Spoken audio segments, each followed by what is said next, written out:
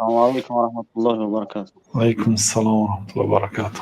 خب در همین مسئله علوم که در حدود تاجیکستان هستند، تمام علوم که هستند، چه علمی کم داشتگیش چه زیاد داشتگیش، همین ها علوم های رسمی هستند. اینا خطیب هایی که هستند در هر یک نماز های جمعه، خطیب ها اینها رسمی هستند، یعنی که حکومتی هستند. هر روز جمعه از روی کاغذ مردم دا امر معروف میکنند.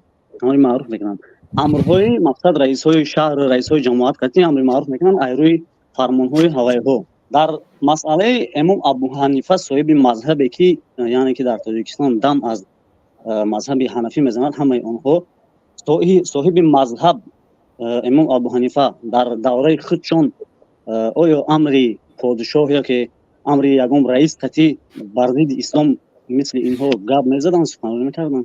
نه، عموما یگان عالم اسلام یعنی بر ضد اسلام به این درجه که در زمان ما هست این خیلی نبودن.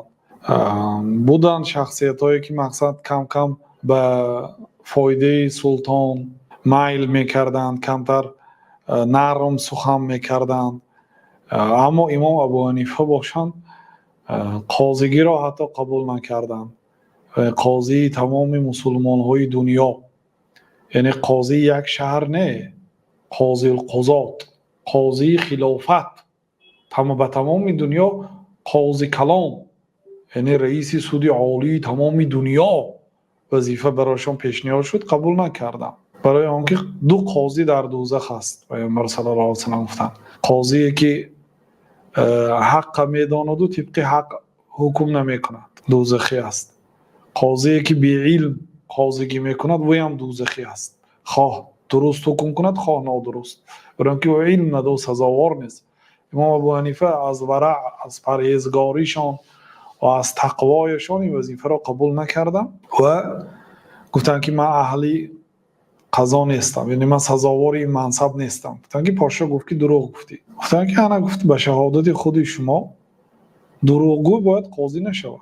یعنی شما واضح من گفتید که تو دروغ گفتی، دروغگو قاضی شده نمیتوند. گفتن که برای زندان کنه. همین که در زندان ماندن، گاه ها خبر میفرستند که وظیفه را قبول میکنی، میگفتن که نه، یعنی در همین زندان میشینم و در همون زندان هم وفات کردن. کی امام ابو حنیفه پارا داده وظیفه گرفتیان؟